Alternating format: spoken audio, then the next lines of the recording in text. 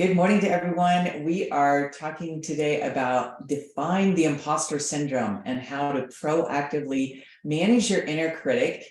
And I have some amazing guests with me today. Stacy Ingram comes with a bunch of credentials here in terms of being a personal growth strategist, and she's eminently qualified in positive intelligence, which we call PQ. For like similar to emotional quotients, EQ coaching, brilliant at helping you to get unstuck and manage stress and anxiety in relationships within your work and life balance. And she and I have been doing some amazing things and known each other for quite a while. She came out of the retail space and corporate before that. And so as a business owner, brings a lot of great wisdom to all of us. And Kelly Goering is part of CoBank and runs their program management office, but she also is a certified etiquette and protocol consultant. So she is brilliant at understanding the impacts of stressful situations and how to help us understand what we can do to prevent the stress of it. So excited to hear from both of them. We're going to talk through the following different areas about defying the imposter syndrome. First of all, what causes your inner critic to arise? Is your inner critic helpful or harmful? A lot of debate on that. How to positively impact your team members. So as a leader, what can you do relevant to this? And then 10 steps to stop your own critic. All right, so we're going to get started. And this was a great quote from that we had Stacy share. I just thought this was really a great idea. Don't walk through the world looking for evidence that you're not enough, because you will always find it. I thought that was so appropriate. So Stacy and Ingrid, actually, Ingrid, welcome. Stacy, let's get started on this whole concept around what is it that drives this whole issue with our inner critic and what we say. So let's talk about that a little bit. Yes. So a lot of the time when we're having inner critic, it's of course always those thoughts that are in the back of your mind, and it's almost always negative thoughts if it's the inner critic. And I think a lot of times we blow them off as really not being harmful and how they don't affect us or our teams. And we often find that they play out in how we work with our teams, how we direct our teams, things like that. We're going to talk about that some more as we go through here, but it robs you of kind of your peace of mind and your creativity, because you start to think that, oh, that idea is not important. Nobody really cares that I feel this way. So pretty soon it can really affect kind of both your forward progress, your idea generation, your innovation, all of these things that are much beyond just ourselves personally, but really can affect how we're running our business without us almost even knowing it. So you can go on to the next slide, Patrice. And this stat it's just something really important to remember, because if we have internal negative thoughts and they're just kind of in our head moving around, they're 7 times more powerful than a positive thought. And then if we actually say them out loud, they're 10 times more powerful. So it just gives you the sense of how powerful negative things are versus positive. And again, when we look at our teams, they're going through these exact same processes as well. And so really trying to keep in mind, how do we talk with our teams? What do we say? What's our language? What message are we giving them? And, both out loud for them, obviously, but for ourselves, both internally and out loud when we're talking about us personally. And then, the inner critic is really pretty much the same as having the imposter syndrome. There can be slight differences, but for the most part, it's us thinking that, we're not good enough, or maybe this project shouldn't have come to me. And this is sort of how the cycle works. So we get a new project or task, we start to have anxiety about it. We might procrastinate about it because we're like, gosh, I don't know, could someone else do this better than me? And then, once we actually get the project complete, we have this sense of accomplishment that's very short-lived often. And we jump right back into kind of rationalizing about, oh, well, it was good because I was just lucky this time, or, maybe somebody else could have done this better than me. So you start doubting, and the inner critic starts popping up, and you start getting more and more in that cycle. And then you're back to a new project. And so we don't really take the time to acknowledge our accomplishments often, and really almost like relish your success, if you will, because we're too critical of ourselves, and we're jumping right back into that cycle instead of kind of playing on the positivity that just happened as we went through some kind of project or workflow. And then from there, we're going to talk a little more about this also, but worthiness. So in that kind of cycle of the imposter syndrome, that worthiness does come up. Am I worthy to have this kind of success in my business? Am I the right person for this? Am I actually capable of doing it? And we start having all those inner conversations. And the power of now is really just having the faith in that, well, one, you wouldn't have been given the project if the person didn't think you could do it, but we really need to be able to guide our teams through these things. And so if you're giving someone a project that is really on the edge of their capability, making sure that they truly understand that you're trusting them with this, you believe they can do it, they have the background to do it. And a lot of times these feelings are coming up for someone, but they're not saying them out loud. So just kind of getting a really good sense of how your team handles these kind of situations. And you can often tell by their body language, kind of their tone of voice, what's coming up for them, and just being that reassuring force as their manager. And I know sometimes we feel like, oh gosh, why do I have to do that? Why do I have to handle these people with kid gloves? Can't I just give them a project and go, But a lot of times we do need to be that positive voice for someone else and really be able to bring in our management skills in that application and show them that, we do believe in them. And if they make a mistake, they make a mistake, but we learn from it and we move forward. All right, so we have some triggers here. Stacy, talk to us a little bit about these, what you've seen around this.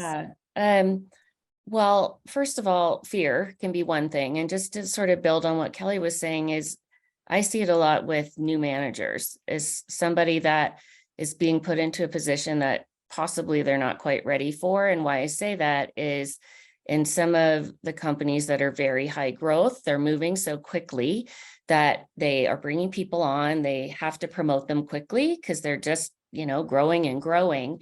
And I've seen a couple times where someone gets put in a position that, yeah, they're excited about the money, they're excited about the job, but they really aren't quite prepared for, and they are just assumed to be a manager with no management experience ever before. And it's a whole different, I think people think leading teams and being a manager is just easy and you don't need to be trained to do it. And it's just something you do. And, we've all worked for great managers and we've all worked for terrible managers, and it really can be a skill. So just making sure that they're set up for success, as Kelly's mentioning, and that they have the back end support in order to do that in a fast moving environment where it's more challenging. And then perfectionism, unrealistic expectations.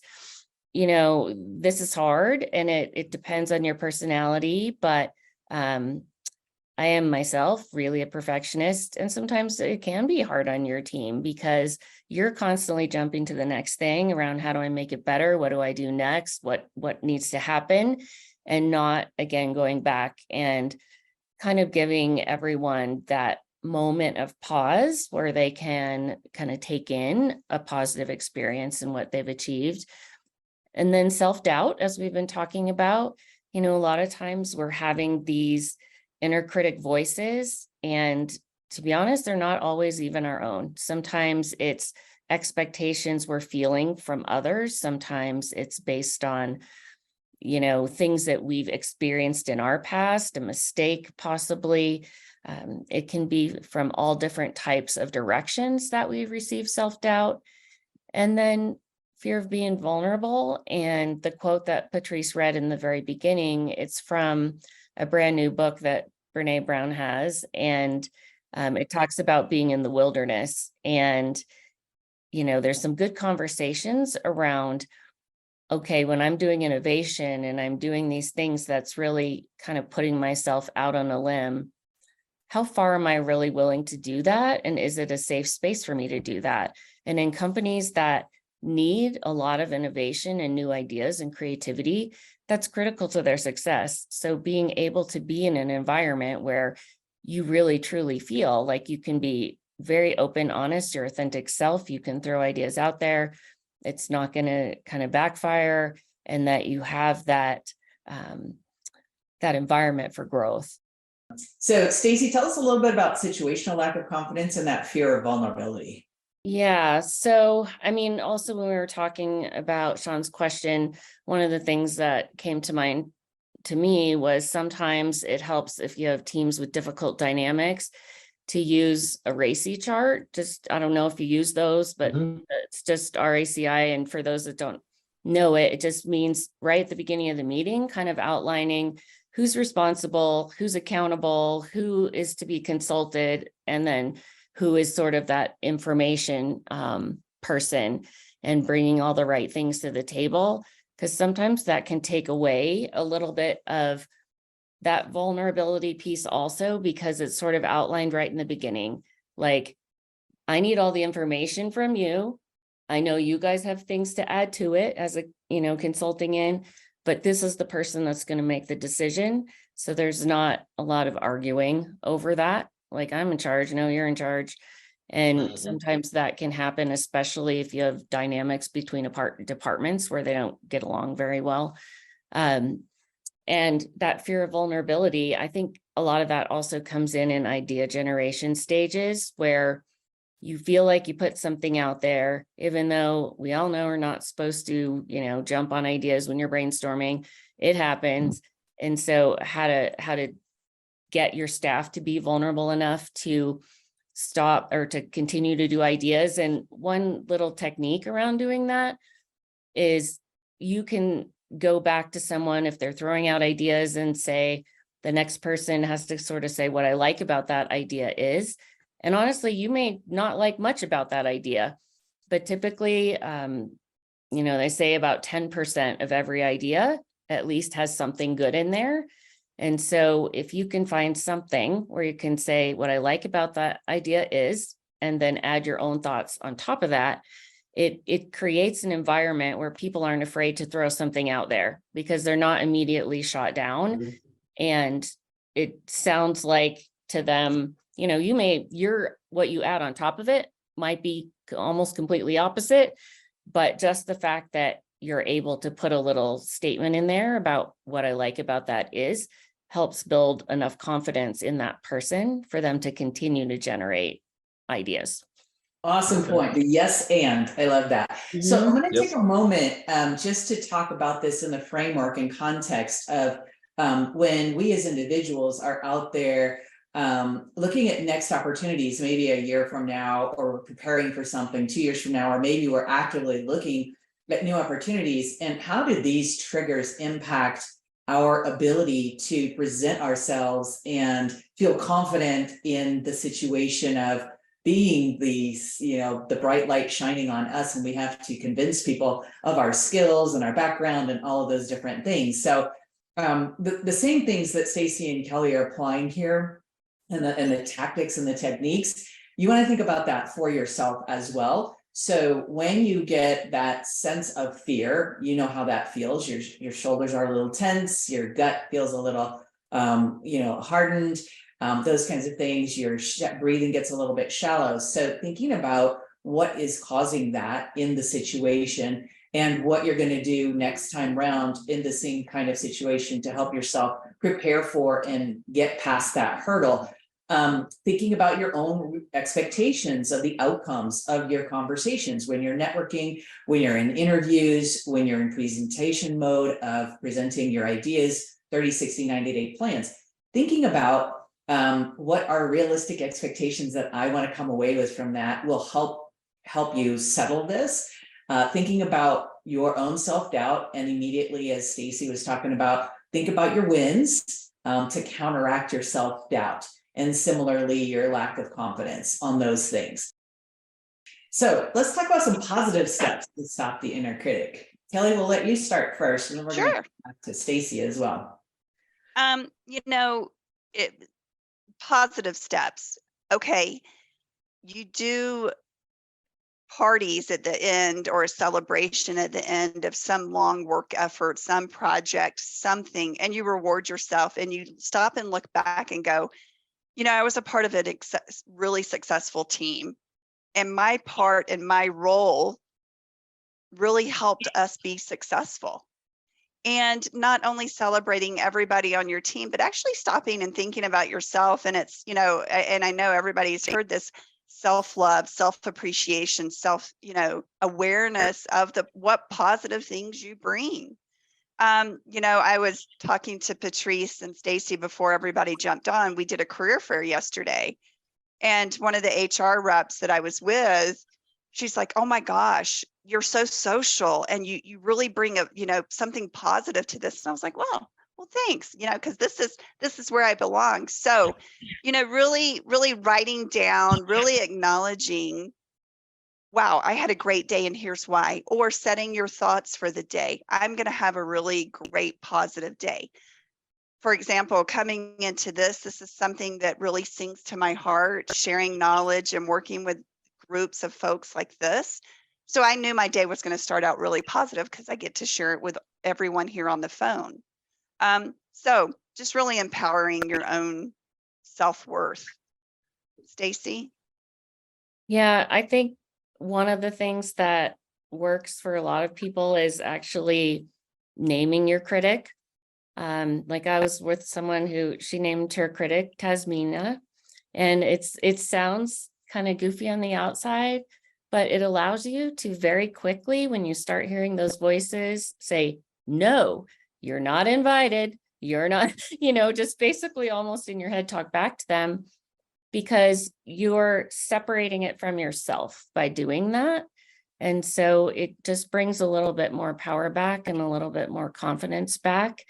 And like I said, I know it sounds kind of silly, but it does work. Or when you hear those voices that are negative, almost making them into a silly language or voice, and quickly it brings your confidence back.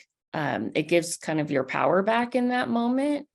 So it's just a little trick you can sometimes use, but also, again, to recognize, stop living by these imposed voices that you have from others as well, and knowing and going back to your own abilities that you are very confident in for the most part, being able to kind of build your own self up with the evidence that you're seeing around your own capability. Awesome. So let's talk about the log part of it. You guys both mentioned, writing it down, that kind of thing. How does this best work? I mean, I feel like a log helps in a lot of situations, but for one thing, it gets your mind clear. So if you're one of those people, which I am, that, the time you think of everything is when you want to go to sleep, and you have all of these thoughts and things running through your head. And sometimes it just helps to get them out of your body and onto a piece of paper. And that alone helps you say, what? No, that's not right. And really look at that, and also be able to think about how are you talking to yourself? Is that a way that you would be talking to a friend or someone else? And again, sometimes once it's out on a piece of paper, you can just realize, no, and the more you log it and really see how often you're doing it, because sometimes you might think, okay, I'm only having these horrible thoughts like 5 minutes a day. That doesn't mean anything. Okay, so how does that equate to how much time in a week, in a year, that I'm in this place where I could be doing positive things instead? So it just helps you recognize, is this something that's really coming up for me frequently, or is it, just once in a while? And Kelly, any other thoughts on that? No, I mean, I agree with Stacy. Getting it out of your mind and out of your thought process, you can deal with it later if there's something truly to deal with later. I'm a big quote person. So everybody can't see, but on my large monitor, I have quotes like things that I know that will help me. Like, I know I like myself better when I wait, meaning don't let something fire you up and get it to a negative spot. Let me just take a minute. Let me think about it. And one of the other things that I have heard, that be responsive to feedback, not necessarily criticism. And that's your own internal piece as well. Wow, I did really well at this, but I could have done better because of X. But it's successful because, wow, look at all the positive things I brought to this. And it's not being narcissistic about things. It's just really saying, I have a really good skill here, and it's okay to be positive about that.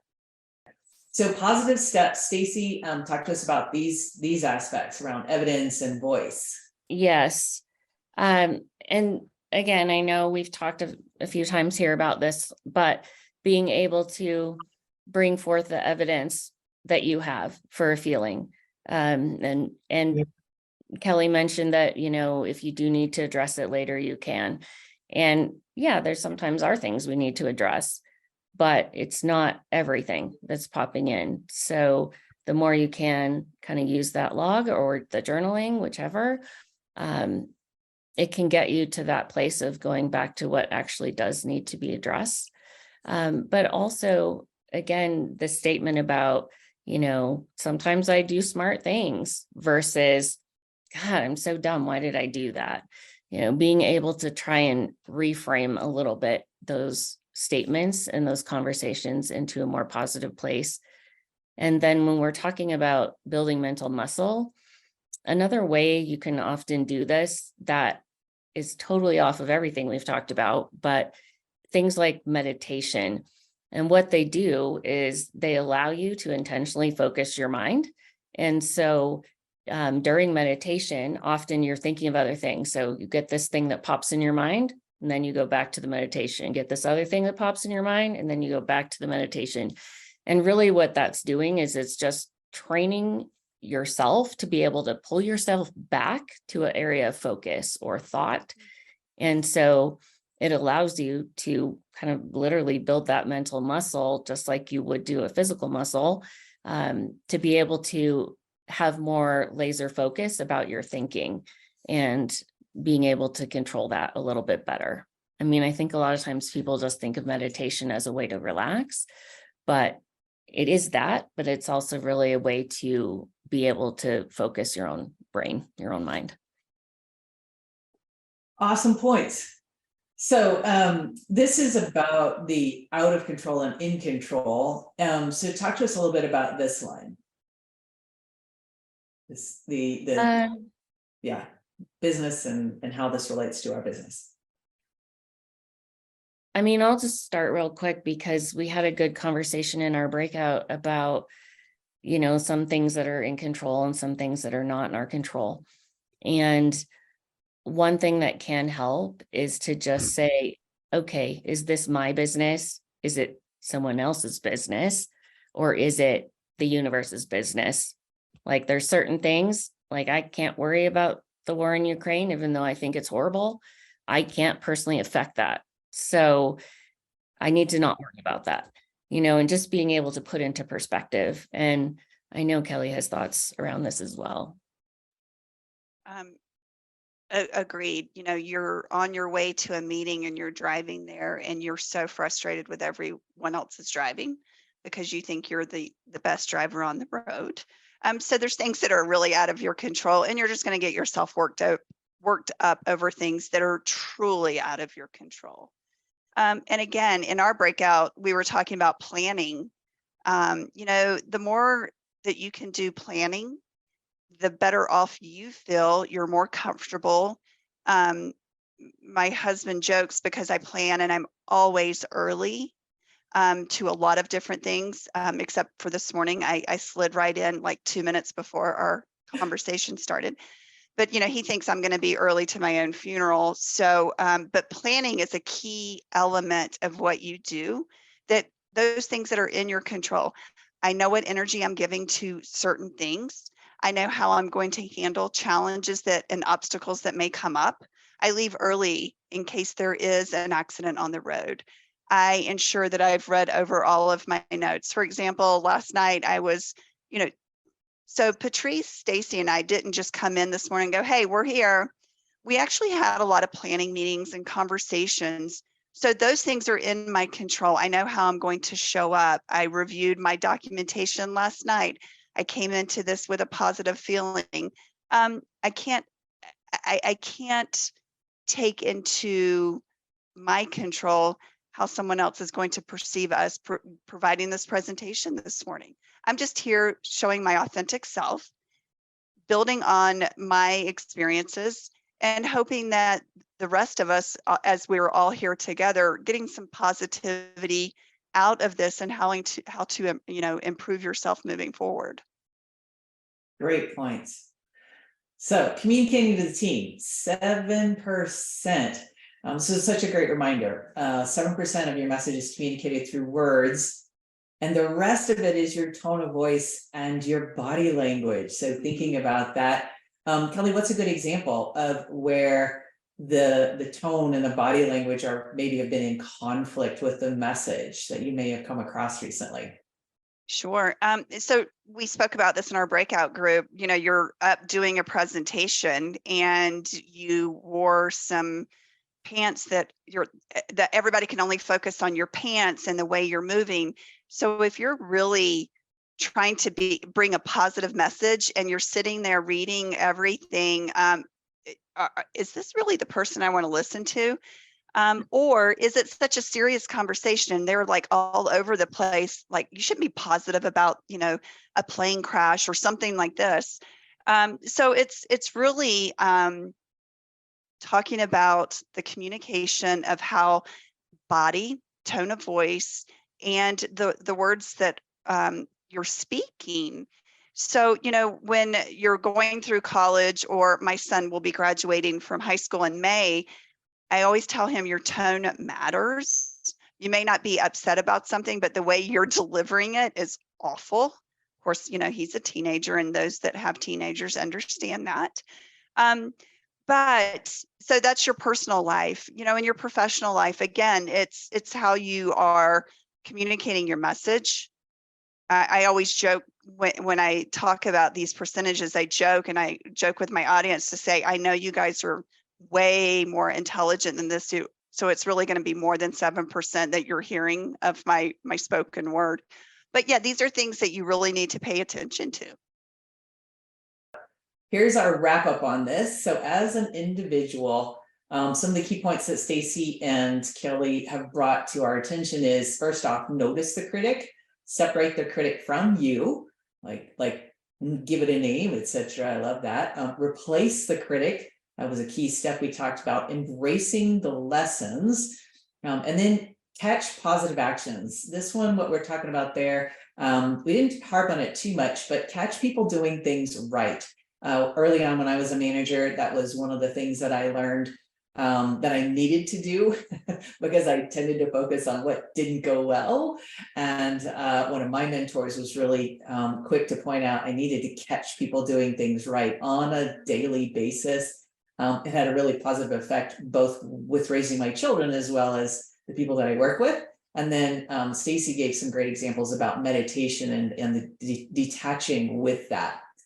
And then in terms of stopping your own inner critic, so again, just to wrap up there, proactively empower your team, change your negative to the positive, accurately log your facts, celebrate your wins. And this one we didn't touch on too much, but volunteering and mentoring others. Oftentimes when we, like today, Kelly was saying, it gives her positive energy that she's giving back to others and reaching out there. So keeping that in mind when you're feeling a little bit negative, helping somebody else will oftentimes lift your energy level as well. Any other thoughts, Stacy or Kelly, on the wrap up here? Any other points we missed? No, I think we covered it. We're good. Awesome. So I wanted to open up. Is there any other questions that folks have, ideas, comments that you guys have in terms of what we've covered? Situations that maybe you're experiencing that are challenging that you want to bring up and maybe get some ideas about how you might change what's going on there. Just a quick thank you to all three of you for what you've weighed in on today. It's very helpful. I appreciate it. Good. Thanks, Marie. Thanks. All right. So if you guys have not registered yet for the walk and talk, we hope to see you all in person in May in the afternoon. We're going to count on it being a sunny, brilliant day. Oftentimes we'll arrive at the day. We do these once a year and it'll be a little gray or overcast. And then suddenly the sun is out there and we're feeling good about being there. So rain or shine, we're usually there, and hope to see all of you there. And we'll look forward to resuming again in June on our Zoom calls. Thanks everybody for being here, and catch you later. Thanks, everyone. Thanks again, Stacy and Kelly. Great job.